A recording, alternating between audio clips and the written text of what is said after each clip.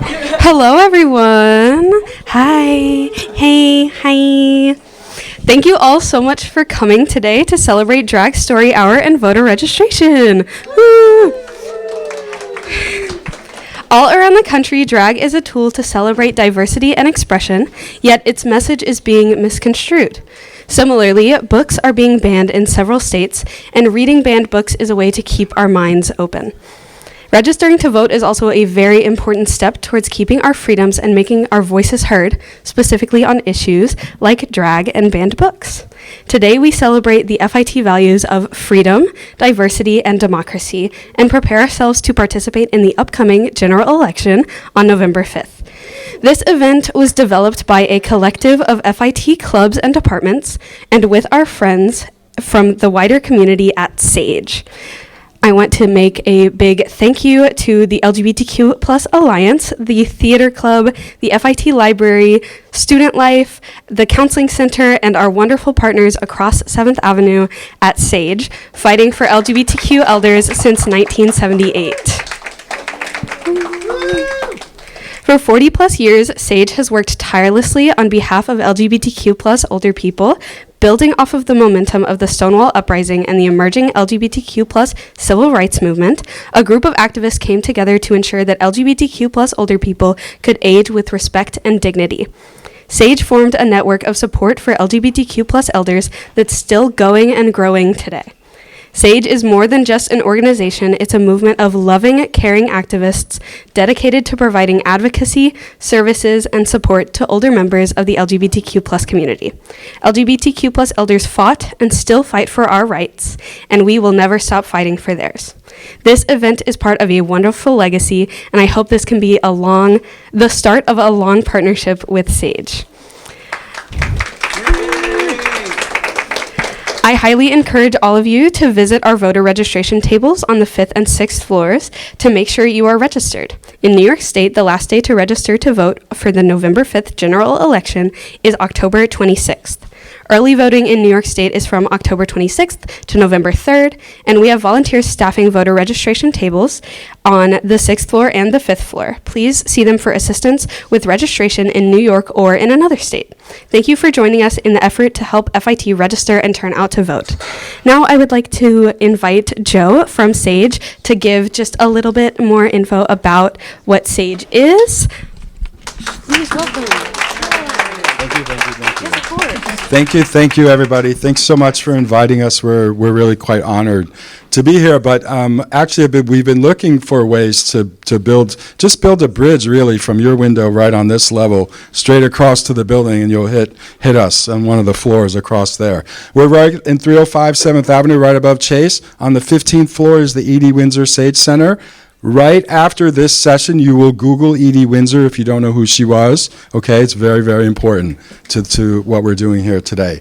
My name is Joe. I am the Director of Outreach and Intergenerational Programming. So if you don't mind, if you are a student, if you would sign your name under where it just says student, we can get some funding for this, some to help pay for programming for our members there as well. So I'll pass this around if you don't mind. But I want to introduce Nicole Encarnacion is a member of SAGE, but she's also one of my favorite volunteers. If you ever come and visit us at the SAGE Center, we're open from 12 to 8, Monday through Friday. You're welcome to just come in. You'll probably see Nicole at the front desk. I'd like you to meet Jose as our volunteer manager across the way. We have so many opportunities for students to volunteer with our members. Our members are 50 and above, and they're all LGBTQIA+, okay? And so if you want to come and teach a class on design, teach a class on gay fashion history, if you want to come and do a sewing class, if you want to talk about media, if you want to come and just serve dinner one night to our members, they would love to have you. They would love to talk to you. And there's a plethora of information there for you, okay? Nicole's story alone is worth having her just sit down and talk to you about it. Really, she used to own Heaven right here on 6th Avenue, one of the lesbian clubs in New York City. So there you go. So please use this day as your introduction to our older contingency across the street over there. And I know that it's Spirit Day here today, but when you are my age, something on your body is purple every single day. So thank you so much for being here. You can Yes. sign this. We have Jose's cards and my cards, which we'll put on the table over there. Yes. Come and volunteer with us, please. We'll see you. Sorry, Joe, students and staff? Students can sign it. Right. Everybody under 50 should sign. Got it. And Great.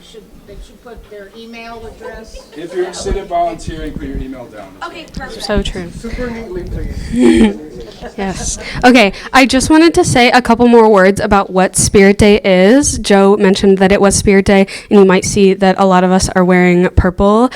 Spirit Day is a national day of honoring LGBTQ youth and anti-bullying. So a lot of people wear purple on Spirit Day. It's usually the third Thursday of October, and it's sponsored by GLAAD.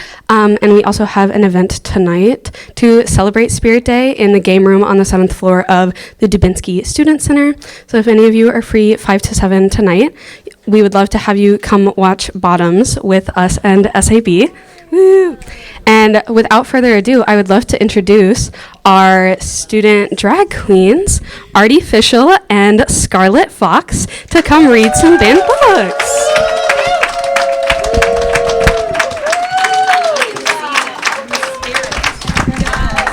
Oh my god, did I hear the Spirit? I actually got this at Spirit Halloween. It's custom. Welcome, everybody. Thank you so much for coming out today to hear us read, to be read, to vote. We're not voting today. We're not voting on anything. But I'm Artie Fischel, as you can see, all around the school. And this is... Scarlett Fox, who you cannot see all around the school. But, You still go here. I mean, yeah, unfortunately it's my last year, but, you know, gotta live it out to the best. But... So who's interested in being kiddied today and learning about equality? I think we should just hop right in. Okay, perfect. Can we extend this at all? I'm a bit taller. Perfect. I will be standing. Well, I cannot show the people in the back the beautiful illustrations by Magdalena Mora. So we're going to start with Equality's Call, the story of voting rights in America. So a little prefacing for this story hour today. We are going to be reading books that are largely banned in other communities, in schools where LGBTQ rights are not fully realized, they're not fully talked about, they're not allowed to be talked about. And that's a very real thing that's happening in our country right now, which is why it's so important today for you to go out there. If you're not registered to vote, looking around, I don't believe any of you are not registered to vote. But if you're not, that's totally okay. We have our registration tables and we are here to help. And we're going to read about equality right now. So Equality's Call, written by Deborah Deason.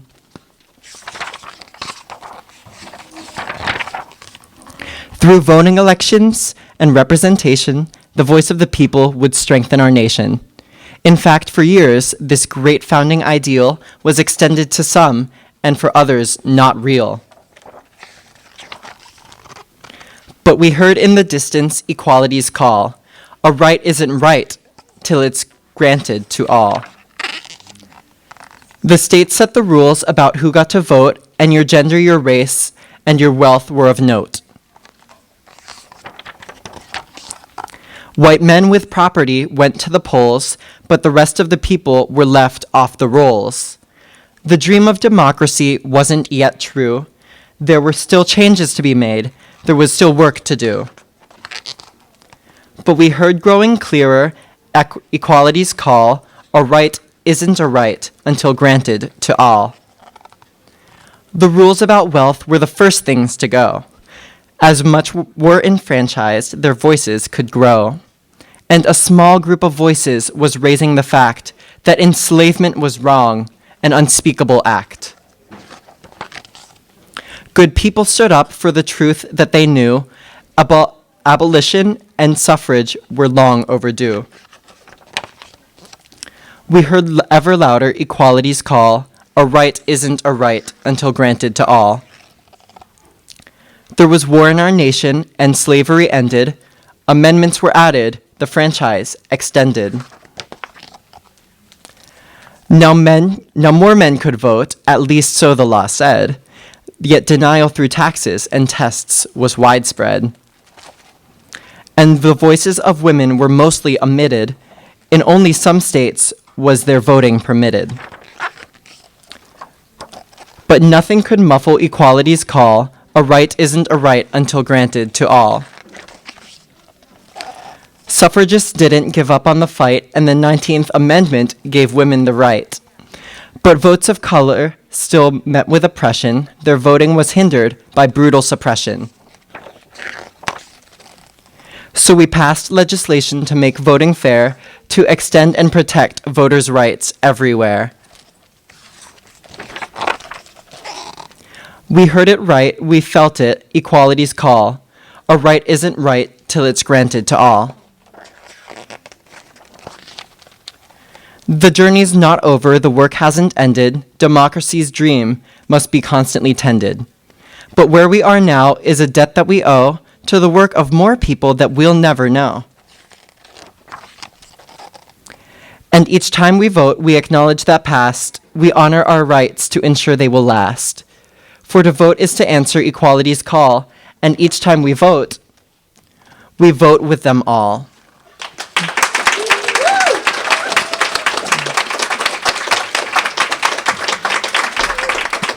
Thank you. This was the perfect story, I thought, to begin with. This whole event is about voting. And for each of us here who weren't able to vote, as a person of color, I definitely would not have been able to. And it's just so important to exercise that right now in today's day and age to prevent us from further going back to the beginning. After all, it has to be tended yearly, every day. And we have the power to do so right now by registering to vote. Thank you.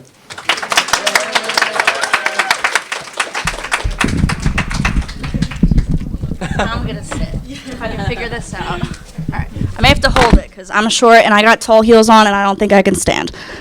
But to tackle on to what Artie said, representation matters, and especially for myself as a woman who is a drag queen and also as an ally. I myself, I am not a part of the LGBTQI plus community, but your vote matters. Thank you, Artie.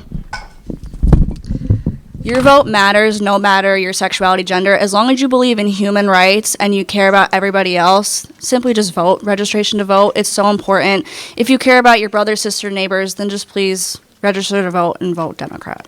But today, thank you. I'm not as well spoken as Artie, unfortunately. But today we will be reading Vote for Our Future by Margaret McNara and Micah Player.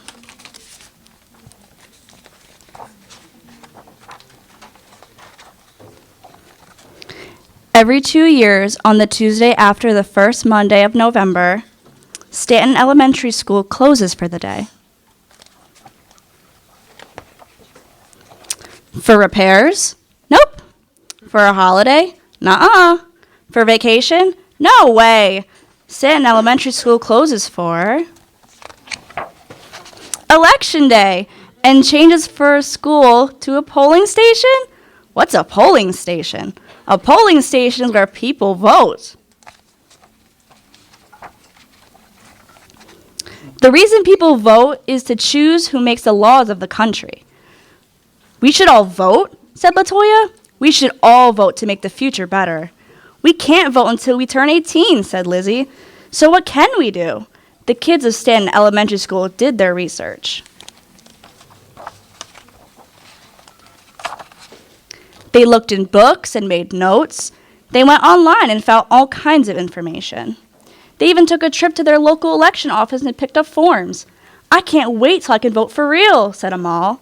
Me either, said everybody else. Kids have to live with adult choices. The kids of Stanton Elementary School were ready to spread the word. Katie and her mom made flyers and handed them out. Don't forget to vote, Katie told one busy dad. I didn't even know there was an election, he said. Now you do, said Katie. Can I go with you when you vote? Jasmine asked her big sister. It's a pain to vote, her sister said. I'm not even registered, added her friend. It's not hard to register, said Jasmine. You can do it together, and I can show you how.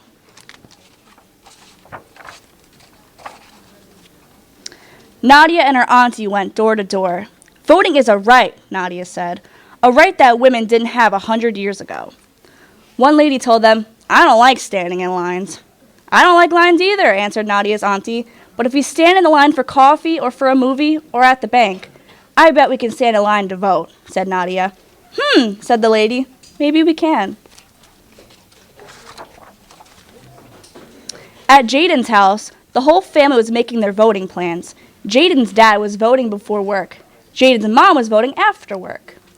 "I've walked to that polling station every election since I could vote," Jaden's great-grand told him. "But I can't walk so far anymore." "A volunteer can drive you," said Jaden. "Let's go get you set up," said Jaden's mom.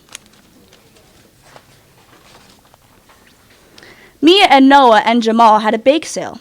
"Don't forget to vote," Mia said as she handed out change. "I'll be away on election day," said one woman. "In our state, you can vote early," said Mia. "Or you can vote by mail," said Jamal. "The voter guide tells you how."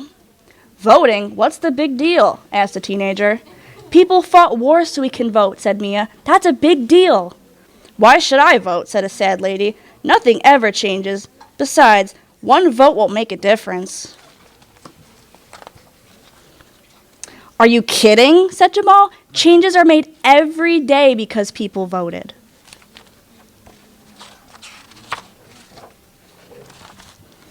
By the time it was the first Tuesday after the first Monday of November, every kid at Stanton Elementary School had spread the word to their families, to their neighbors, to friends, to strangers, to friends of strangers. The whole town had a voting plan, and on election day,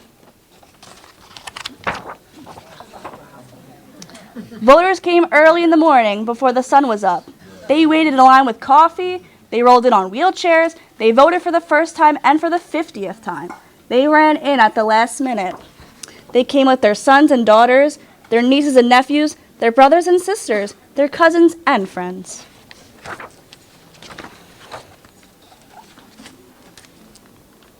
On the first Wednesday after the first Monday of November, all the votes had been counted.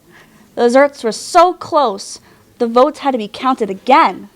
Some people won, and some people lost. The laws of the country began to change. Stanton Elementary School went back to being a school. And the future began to change. Thank you.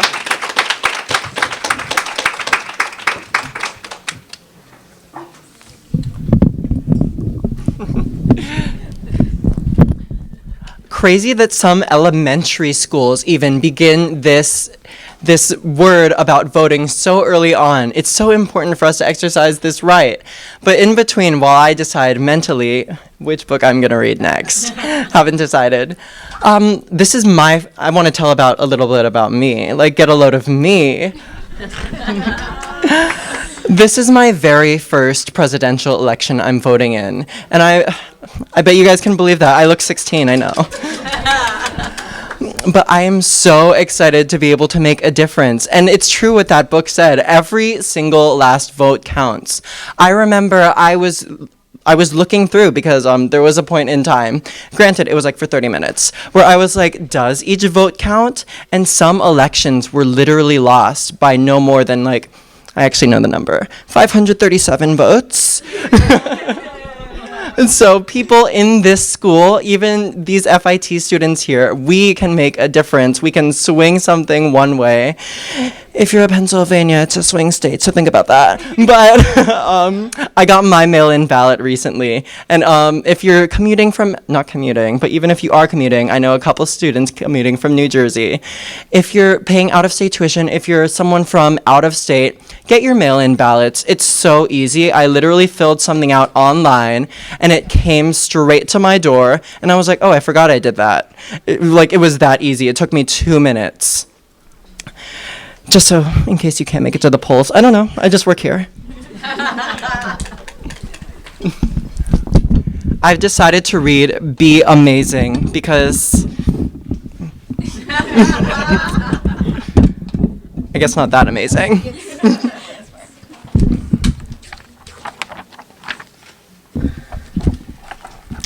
This book belongs to amazing. Be Amazing, A History of Pride. We're standing this up. I can't do this. Oh my god. Yeah, it's like. She's Brocken! Yes. Gag. Oh my god!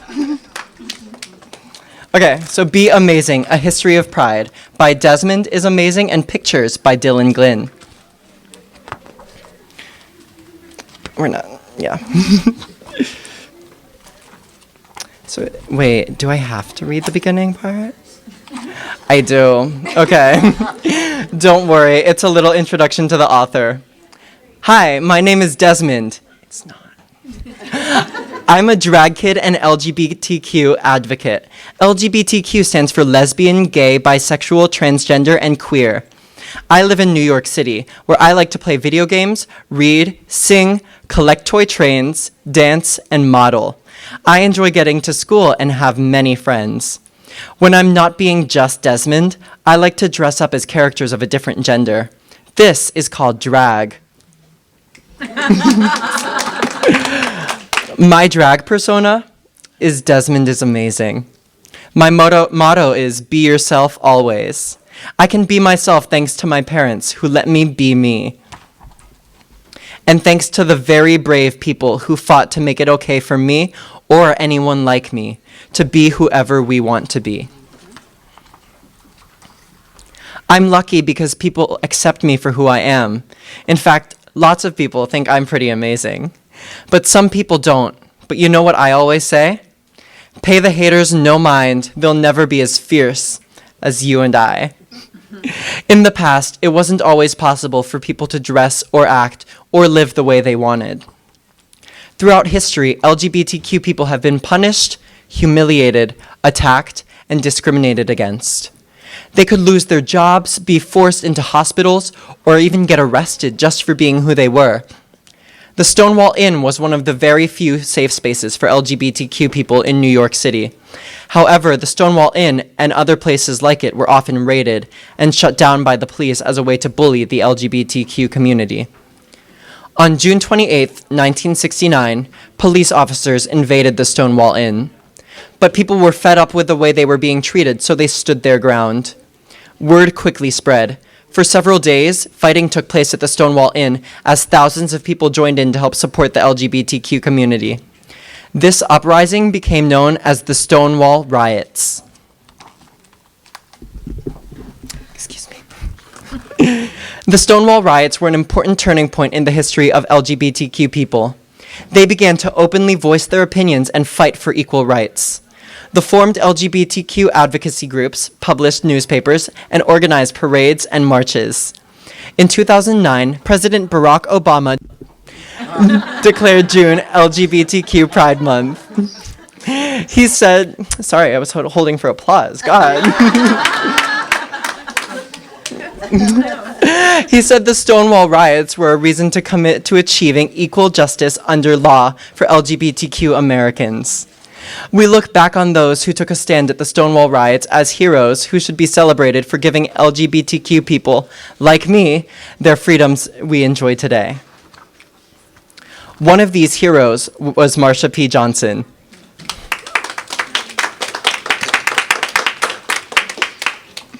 But not Barack, okay.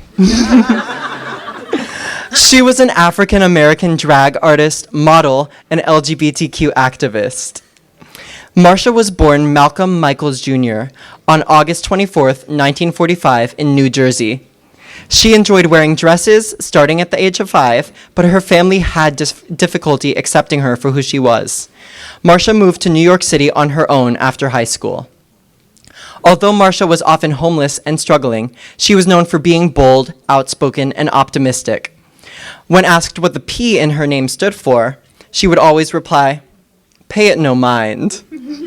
Marsha's goal was to see gay people liberated and free and to have equal rights that other people have in America. Marsha's friend, Sylvia Rivera, a Latin American transgender activist, was another hero of the Stonewall Riots. Sylvia was born Ray Rivera on July 2nd, 1951 in New York City. From a young age, Sylvia knew she was transgender. Even though she looked like a boy, she felt like a girl inside. At age 11, Sylvia ran away from home and was taken in by the local drag community. In 1970, Sylvia and Marsha P. Johnson helped found STAR, Street Transgender Action Revolutionaries. Oh my goodness, sorry. One of the very first organizations to help homeless transgender youth. Sylvia once said, "We have to be visible. We should not be ashamed of who we are. We have to show the world that we are numerous. There are many of us out there." Today, Sylvia's legacy carries on. The Sylvia Rivera Law Project is an organization dedicated to assisting, supporting, training, and providing legal services for transgender and gender nonconforming people of color. On June 28, 1970, the Christopher Street Liberation Day March was held in New York City to commemorate the one-year anniversary of the Stonewall riots. It was the very first LGBTQ pride event in the United States. Thousands of people graduated and gathered together and marched uptown on 6th Avenue, ending with a gay inn in Central Park's Sheep Meadow. The official slogan for the event became Pride. L. Craig Shoemaker, a member of the March's planning committee, said a lot of people were very repressed, they were conflicted internally, and didn't know how to come out and be proud. That's how the movement was most useful, because they thought, maybe I should be proud.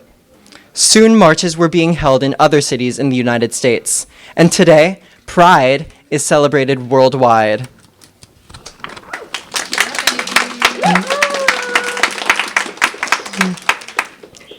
In June 2015, I attended New York City's Pride March for the first time. I took my time choosing the perfect outfit to wear that would express my personality. I was overjoyed and enthusiastic when I arrived at the march. My parents were sure I would only walk a few blocks and want to quit, but I proved them wrong and danced the entire march route. I loved hearing people cheer. There were many smiles and even some happy tears. The next day, I awoke to find out that I had become a viral drag sensation. I had been dressing up in skirts, dresses, and tutus ever since I first discovered drag by watching the television show RuPaul's Drag Race. I thought RuPaul and contestants were so beautiful and amazing, just like princesses. I said, I want to do that. My parents allowed me to explore dressing up and creating colorful characters, just like RuPaul. RuPaul Andre Charles was born on November 17th, 1960 in California. He is a drag artist, actor, singer, songwriter, model, and host of several drag-themed television shows. In 2009, RuPaul began producing the television show RuPaul's Drag Race, where the drag artists compete in wacky challenges to be crowned the next drag superstar. Unlike Sylvia Rivera, a transgender woman, RuPaul is a man who enjoys dressing up as a character in drag. It doesn't necessarily mean that he is transgender, though some transgender people can also enjoy dressing up in drag. Anyone can do drag. RuPaul has brought the art of drag and LGBTQ culture into mainstream. He has broken boundaries of what drag looks like and what drag artists can do with their performances. RuPaul's tagline is, "Everybody say love." I can freely be the character Desmond is amazing because of the hard work of generations of people in the LGBTQ community. But there is still work to be done. The next generation of LGBTQ advocates, like me, are ready to continue to fight for our rights, strive for equality, and promote acceptance.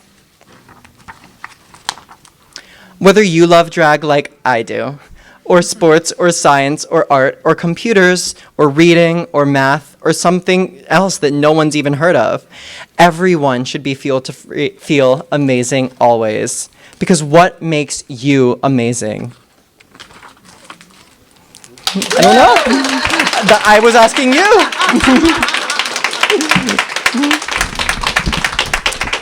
And hopefully one day I too can frack like RuPaul.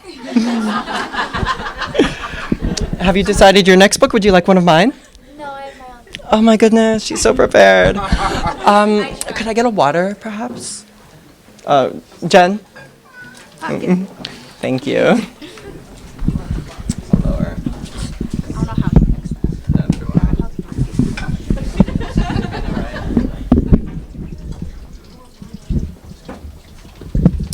Artie better be compensating you guys for getting all of him water. I'm just going to say that. 3 of you ran up. You guys are real for that. I don't have money.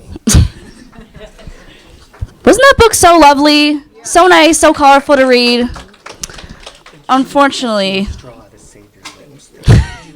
I'm okay, thank you so much. Unfortunately, with books like this, a lot of fear-mongering goes on where people are afraid of things they don't understand or don't know.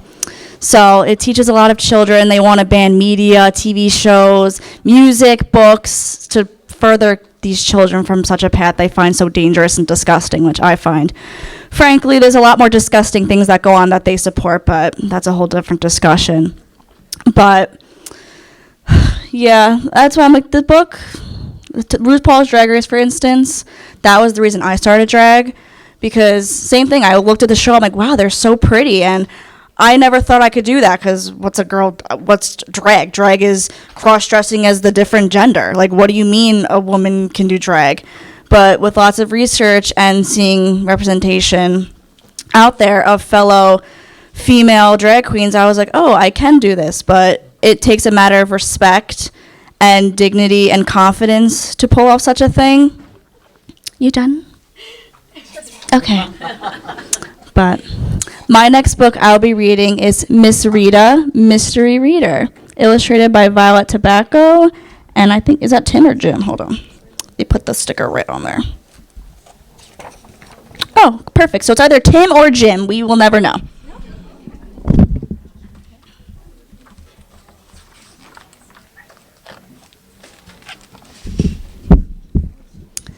Good morning, Daddy. Tori leaped out of bed.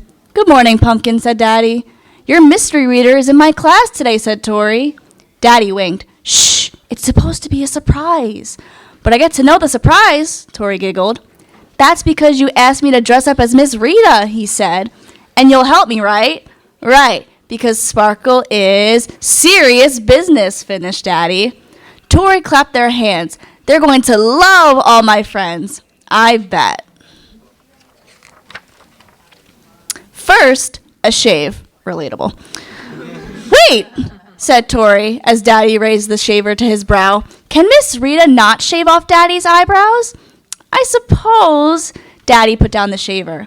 Let's get that fun part. You choose a brush. Brows, blush, blend.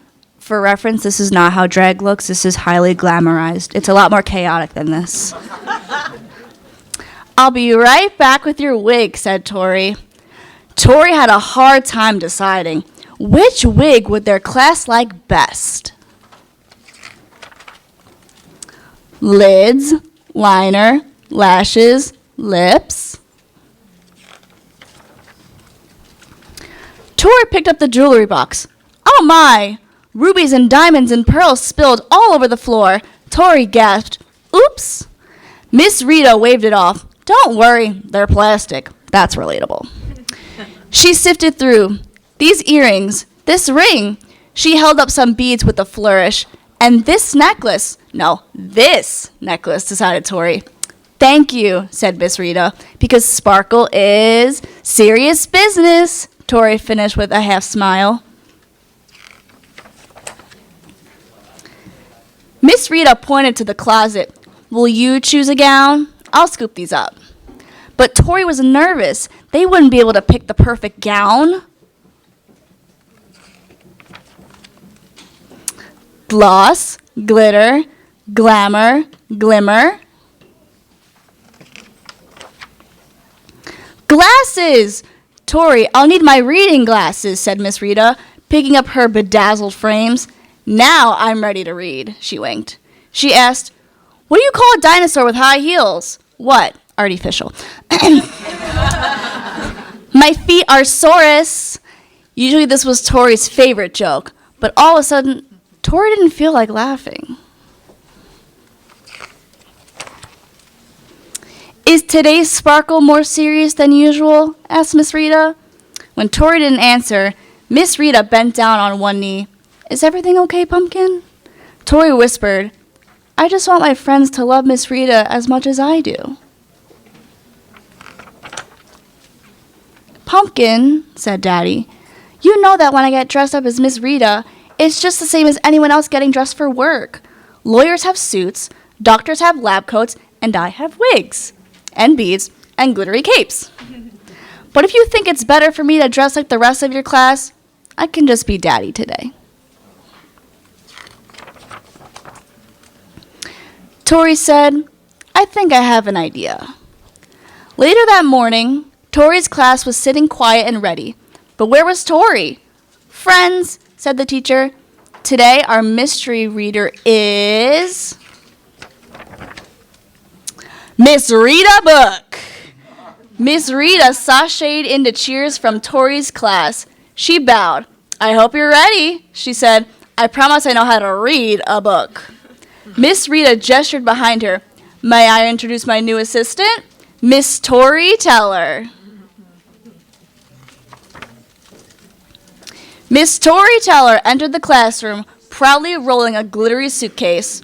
We always say, Miss Rita said, sparkle is serious business, finished Miss Teller. They handed out wigs and beads and glittery capes to everyone who wanted them. Okay, gay Oprah. I wish I had that. That's how we became drag queens. And a very sparkly story time began.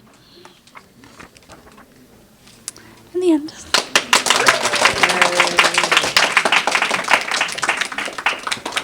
Let's try this again. I'll take it. That was absolutely adorable. Oh my gosh, I didn't even see that one. I would have loved to read it. But no, it's so sweet to see people in the LGBTQ community start families, especially such as that one. It's always so interesting because with these unconventional minds, these careers, unconventional lifestyles, it's so troubling for people such as myself. I would love to have a family one day, to see themselves in these roles that seem so traditional or so conservative, like very stereotypically American. So it's always refreshing to see something new, something that brings hope to this new generation. So for my next book, my next act, we will be reading Julian is a Mermaid. I don't think he's a real mermaid, you guys. Okay, here we go. There is a boy named Julian, and this is his abuela, and those are some mermaids. Julian loves mermaids.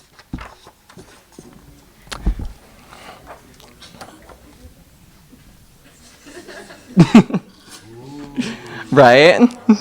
That's what I was thinking. Oh, wait 1 second.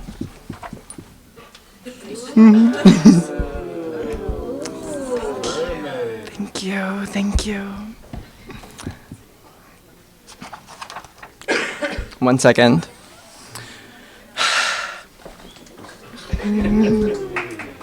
Thank you. I'm here for like 2 hours. Okay. Vámonos, mijo. This is our stop. He says goodbye to the mermaids. I'm gonna start narrating the images for you guys. Don't even worry. People playing in a spring fire hydrant. They should see about that. Abuela, did you see the mermaids? I saw them, mijo. Abuela, I am also a mermaid. I'm going to take a bath. You be good. Julian has a good idea. He gets dressed up. He makes a makeshift seaweed wig. He takes off his swim shorts, gets in his mermaid garb. Continued.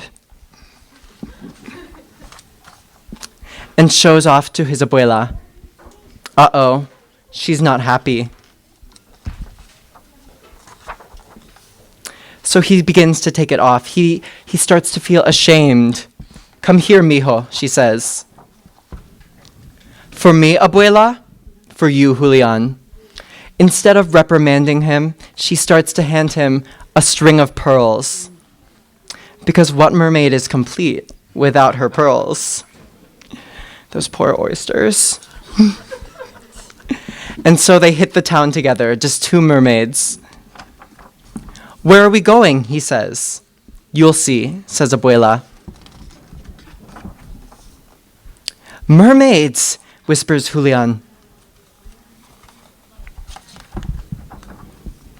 "Like you, mijo. Let's join them." It's a parade. It's a parade full of colorful mermaids. Thank you. Calling back to the last book I read. And they do join them. That was cute. One of a few words. Listen, after I read the mini biographies in the last book, I couldn't do it anymore. But this one is so adorable. The first time, thank you. Oh, that's why. The very first time I flipped through this book, I never really thought about how hard it would read to a group of people. But I thought it was so adorable how Abuela, instead of reprimanding him, being ashamed of who he was, instead took him out and accepted him and showed him off to the world. That really is the most beautiful message. Oh, and by the way, all of these books, I believe, are available right here. If you have someone you'd like to read it with, if you'd like to check it out, if you'd like to scan it and turn it in as one of your projects for school, I don't know. Don't laugh, we've all done it. But yes, they're all available here for you to read after the function. I don't know how long they'll be left up, I believe for a little bit, but they're right here on this red cart. The flowers are ours. Perfect. Oh my God. Yeah, I know, right? Hey everyone, we're gonna pause for a couple minutes, let anyone that has just come in grab some refreshments, take a little lap around if you've been sitting too long and your knees hurt, I don't know. And also Rebecca has a few words to say, I think. Thank you. Welcome, Rebecca. I'm Rebecca Hoffman. I'm one of the counselors at the Counseling Center, and we're so delighted to be with Jenna and with Artie Fischel today, hearing these fantastic stories and celebrating democracy and freedom. And thank you all for coming. We're having a little trouble checking people in, and if you want to learn more about LGBTQ plus programming and other Counseling Center programming, I can pass this paper around, especially if Joe would lend me his clipboard, and I can add you to that list. I think at this point we'll just take a little break for snacks. We also know some folks have class, and we may have more folks trickling in at 1 o'clock. So does it make sense for you ladies if we take just a 5-minute intermission, and we'll all have some refreshments? Thank you very much. Are you going to sit here for photos? Scarlett Fox and I are also available up here for photographs if you'd be interested, if you want to show off that you came to this event. And please be sure to sign in. These sign-in sheets are like how we get FIT to notice us. They're how we convince them that people like us. Yes. Yeah. And you want people to think that like you guys like us, right? I mean, I hope so. So please sign in. Otherwise, they will pull us. My name is Coy. I'm the president of the LGBTQ Alliance. I just wanted to welcome our second crop of people that has come in since we started our drag banned book and voter registration event. If anybody else on the floor wants to come fill some seats and watch some beautiful drag queens read some banned books, we would love to have you come over. And thank you to everyone that came to support our drag queens. This is Scarlett Fox and Artie Fischel, two student drag queens here at FIT, and they are going to read some banned books for us. Oh, you want to read first? Okay. Because you cut me off, my turn. Oh yeah, I forgot. I don't know.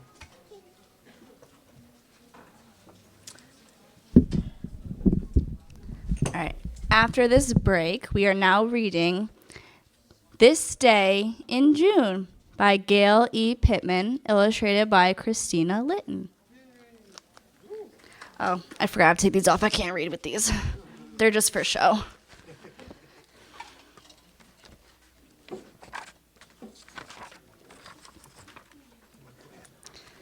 This day in June, parade starts soon. Rainbow arches, joyful marches.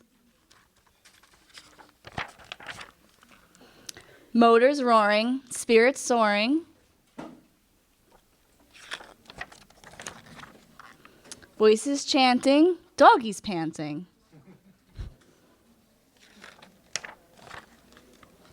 Clad in leather, perfect weather.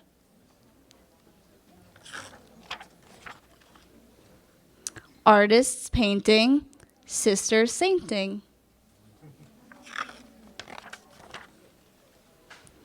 Banners swaying, children playing. Dancers jumping, music pumping. Oh my god, maybe that's your mermaid from your book, the boy one. She seems a little pale. Oh, okay. That's offensive to pale people. Sidewalk shaking, tummies aching.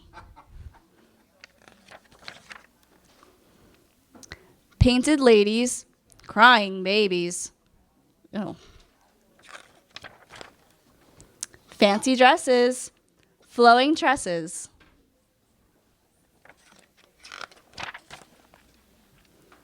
Loving kisses, so delicious.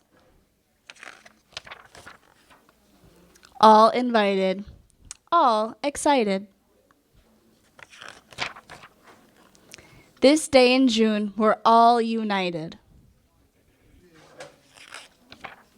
The end.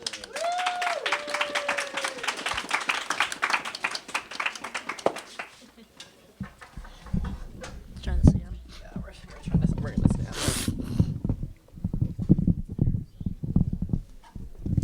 And this day in October. That's it. So we will be reading Bob, which was named after our haircuts today.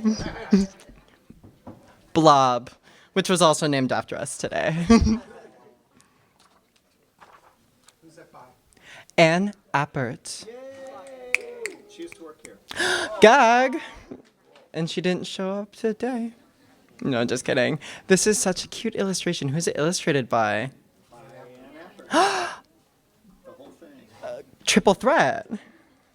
Everyone, give it up for her. Oh my goodness, it almost fell over. This is Bob. Hi. Actually, it's Blob with an L. Bob is a creator of indeterminate kind, an ambiguous being, if you will. Bob has a unique talent.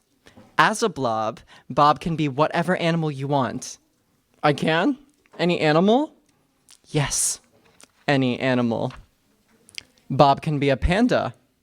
Everyone loves pandas. Or a mouse. Sorry. Bob can be a giraffe. Well, that's a stretch. An elephant. I'll never forget things. A unicorn. They're mythical, one of a kind. Hey, can we be sure I'm not already a unicorn? And an octopus, too. An octopus? Do I have enough legs? Blob can be a... Stop. I've had enough. I quit. I'm seriously stretched out. I'm positively pooped. I don't want to be animals anymore. I'm going to be what I want to be. Plus, my name is Blob with an L. Blob. Well, what? What do you want to be? Excellent question. I can be anything. Are you sure, Bob? Yes, I can be anything. I can be a rock. Interesting choice, Blob. I can be a star. Yeah, you're so bright. I can be a rock star. Yeah, I should have seen that one coming. Anything else?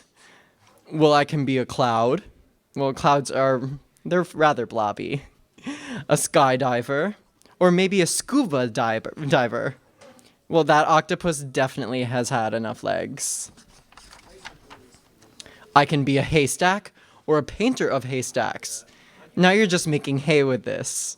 I can be cotton candy or a cotton candy taster. I don't think that's a thing. I can be what? What can you be? I can't decide. You can't decide, but you can be anything. I know, that's the problem. There are too many options. What if I pick the wrong thing? What if I don't like it? This is too hard. I really can't decide. I just want to be a blob. So presented with too many options, Blob chose none of them.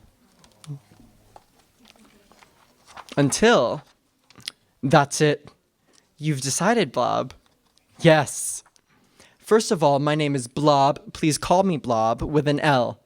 Okay, you got it, Bob. No, not Bob. Blob. Next, I'm going to just be a blob. Well, there goes the question. What do blobs do? Paint or travel, play music, skydive, and scuba dive. Whatever I want to do is what blobs do, because I am a blob. That sounds perfect, Blob. Doesn't it? The end.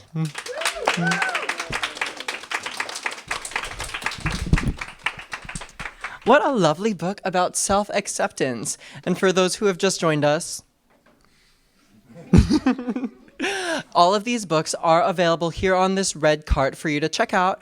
They are all banned books. So what we're doing here today is this book reading, where we're reading books that may not be accepted all throughout our country, which is why there is such an emphasis on being registered to vote today. If you're not registered, that's no problem. We do have resources here that can help you. It literally takes a minute. I didn't do it here, but I'm sure it takes a minute. I don't know. But, and also, if you're registered to vote out of state, be sure to put in your mail-in ballots soon. I believe that the deadline is coming up, and it is so important for us all to take advantage of our constitutional right to vote. People fought for this, you guys. Like, come on. That's it. Have you decided what book you're gonna read next? It's a book about gay penguins. Boots. I love it. Let's do it.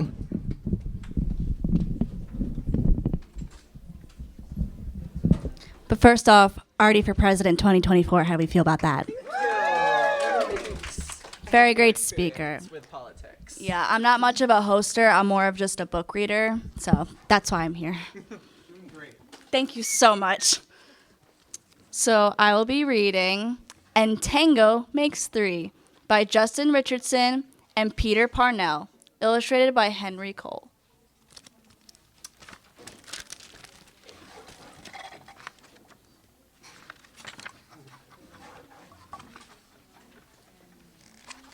There you go. Thank you. Do you want me to hold it? It's okay. In the middle of New York City, there is a great big park called Central Park. Children love to play there. It has a toy boat pond where they can sail their boats. It has a carousel to ride on in the summer and an ice rink to skate on in the winter. Best of all, it has its very own zoo. Every day, families of all kinds go to visit the animals that live there. But children and their parents aren't the only families at the zoo. The animals make families of their own. There are red panda bear families with mothers and fathers and furry red panda bear cubs. There are monkey dads and monkey moms raising noisy monkey babies. There are toad families and toucan families and cotton tap tamarin families too.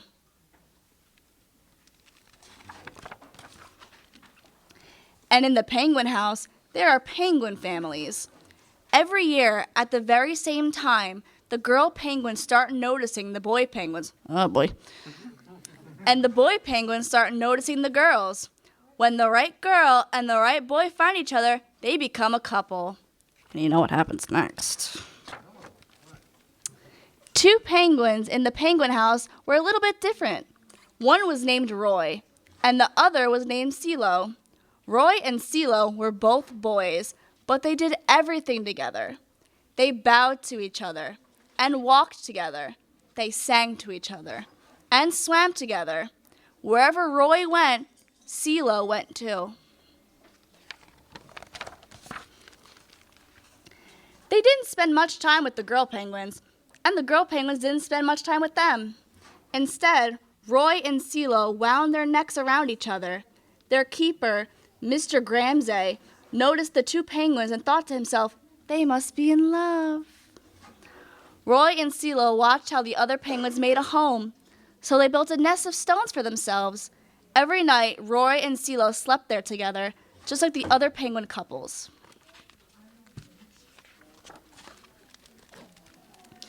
And every morning, Roy and CeeLo woke up together. But one day, Roy and CeeLo saw that the other couples could do something they could not. The mama penguin would lay an egg. She and the papa penguin would take turns keeping the egg warm until finally it would hatch, and then there would be a baby penguin. Roy and CeeLo had no egg to sit on and keep warm. They had no baby chick to feed and cuddle and love. Their nest was nice, but it was a little empty. One day, Roy found something that looked like what the other penguins were hatching, and he brought it to their nest. It was only a rock, but CeeLo carefully sat on it, and sat, and sat. When CeeLo got sleepy, he slept, and when CeeLo was done sleeping and sitting, he swam and Roy sat. Day after day, CeeLo and Roy sat on the rock, but nothing happened. Then Mr. Gramsay had an idea.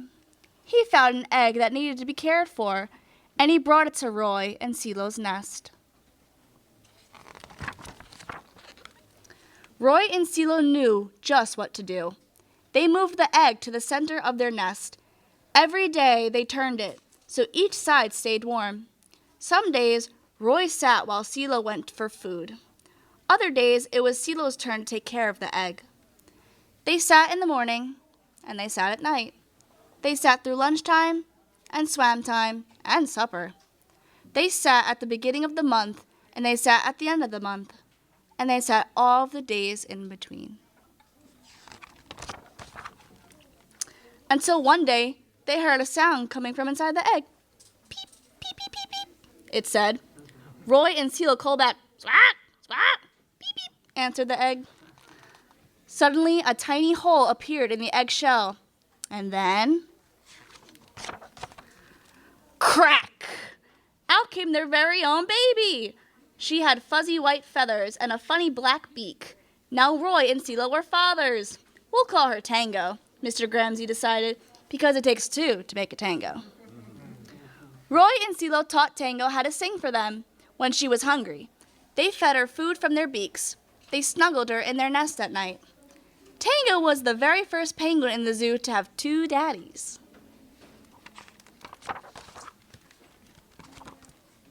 Soon, Tango grew strong enough to leave the nest. Roy and CeeLo took her for a swim, just like all the other penguin families. And all the children who came to the zoo could see Tango and her two fathers playing in the penguin house with the other penguins. Hooray, Roy! Hooray, CeeLo! Welcome, Tango! They cheered.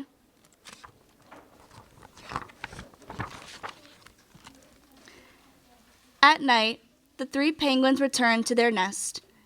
There they snuggled together, and, like all the other penguins in the penguin house, and all the other animals in the zoo, and all families in the big city around them, they went to sleep. The end.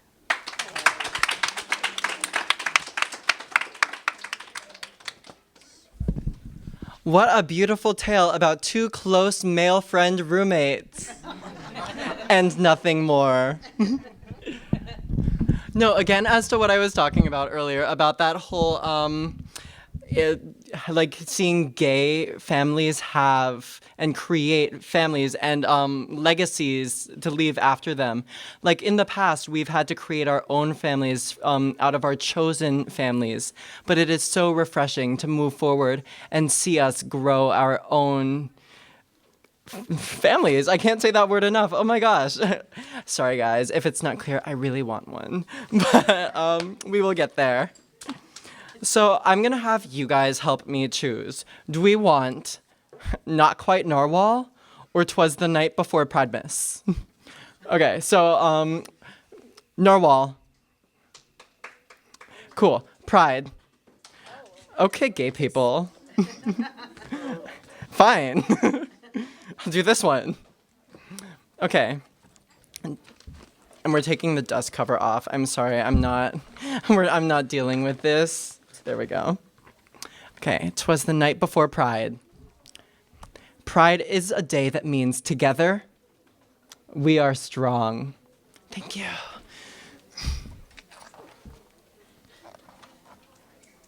'No, it's okay. 'Twas the night before Pride, a warm evening in June. All the people got ready with the rise of the moon. The drag queens all brushed their wigs with great care. The bikers checked their tires to make sure they had air. All across the city, people's outfits were planned and instruments polished for the queer marching band.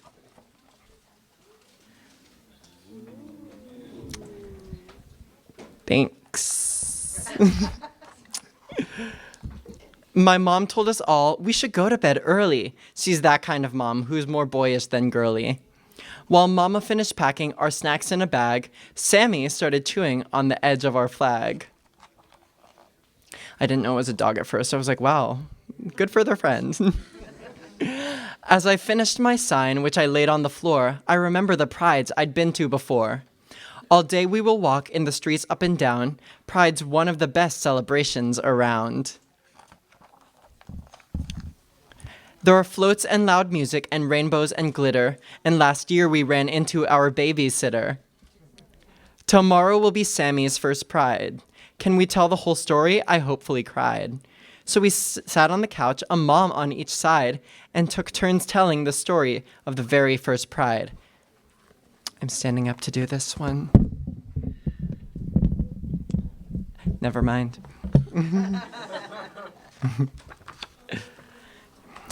A long time ago, in 1969, there wasn't a Pride March. It was a less fair time.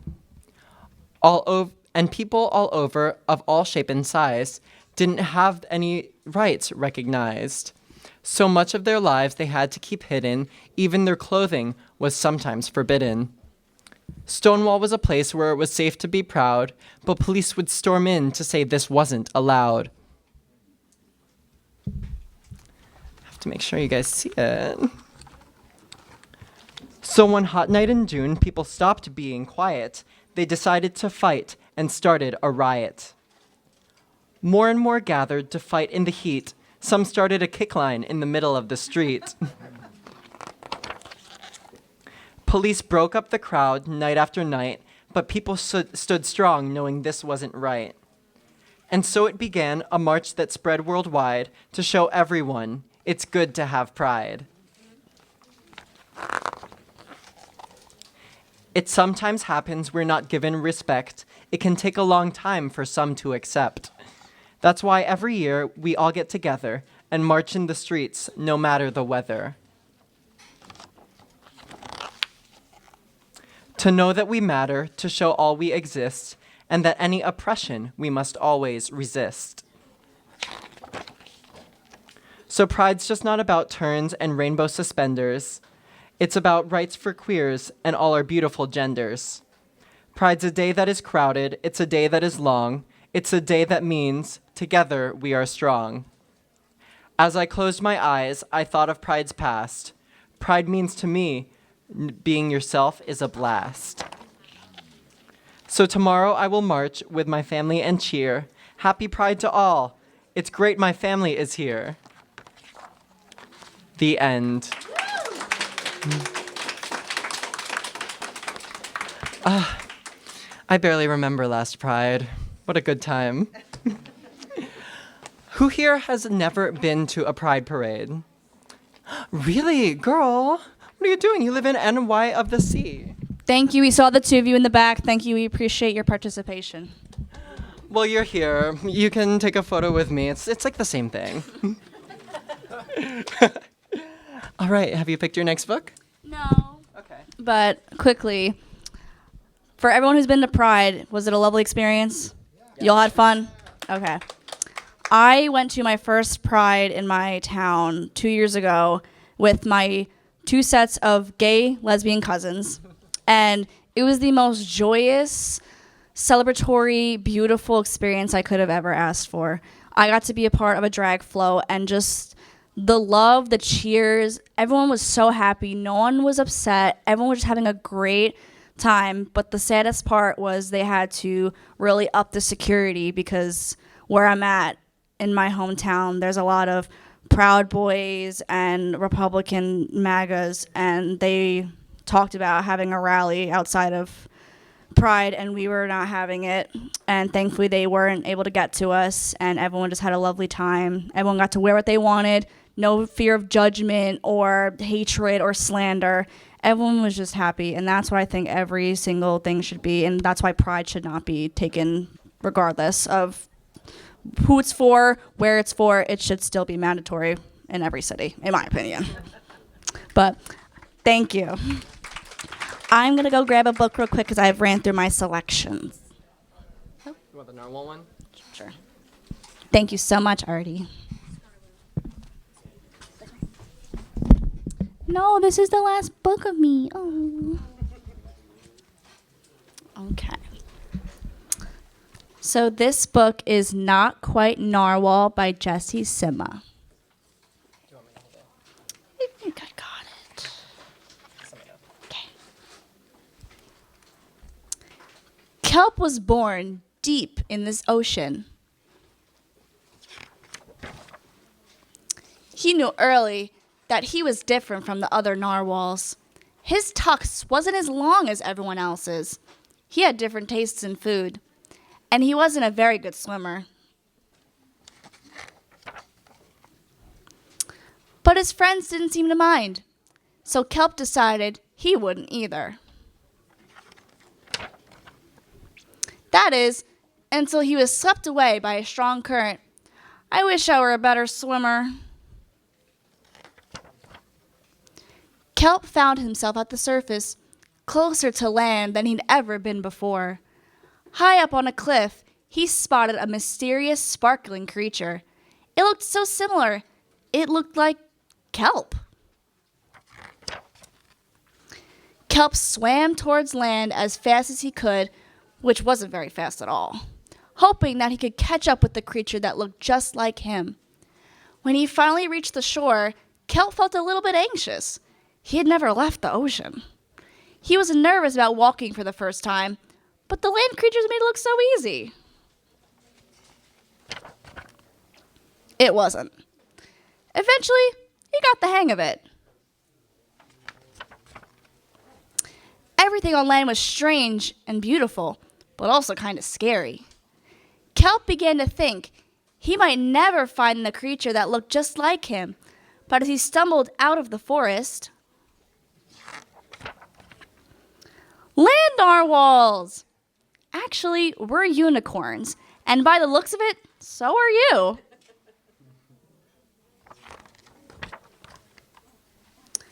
Kelp had never heard of unicorns before. They taught him all sorts of new things about his tusk. We call them horns. Wow. They introduced him to unicorn delicacies, and they showed him how to gallop. There was no doubt that Kelp was, in fact, a unicorn. He was having so much fun that he didn't want to leave. But then he remembered all of his friends under the sea. Kelp missed them terribly, so he said goodbye to the unicorns and returned to the ocean. Come back soon. Kelp swam toward home as fast as he could, which wasn't very fast at all, hoping that the narwhals would still like him now that he was a unicorn. When he finally arrived, Kelp had butterflies in his stomach. Welcome home. Kelp! Kelp took a deep breath and told his friends the news. It turns out I'm not a narwhal. Of course you aren't. I'm a unicorn. We all knew that. They took it quite well.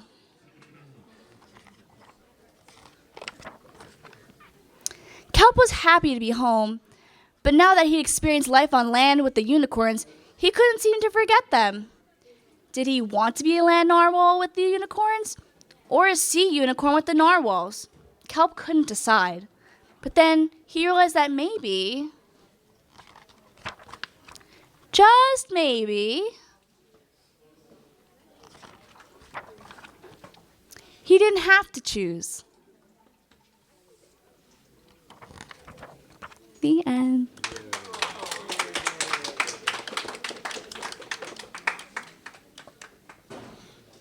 Thank you.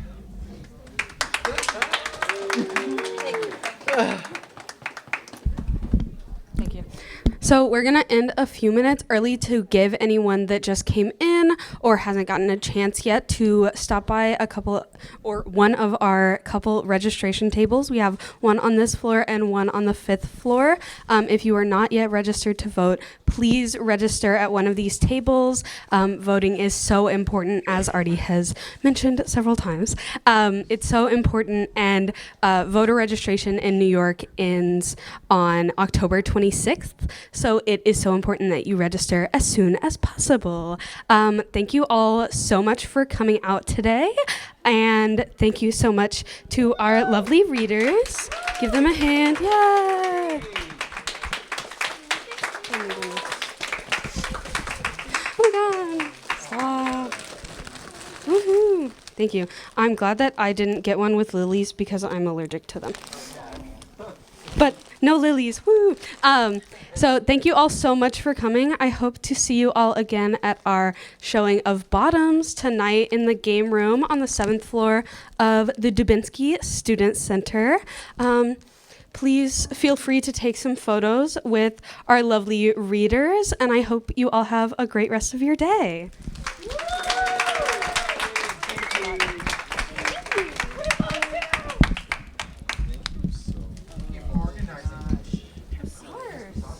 Oh my God, wait. One more thing. We're not done. One more thing. Thank you so much to Sage for helping us. If anyone doesn't know or wasn't here when we did our whole big spiel at the beginning, Sage is a community for older LGBTQ plus people, and they are right across the street. We have Joe here from Sage, and if you would like to learn a little bit more about them, how to volunteer with them, or how to work with them a little more on campus, please talk to Joe, or you can talk to me. I'm the president of the LGBTQ Alliance, and we are hoping to work with Sage a little bit more in the future for more events like this. So big round of applause for Sage. Yay. And now I release you.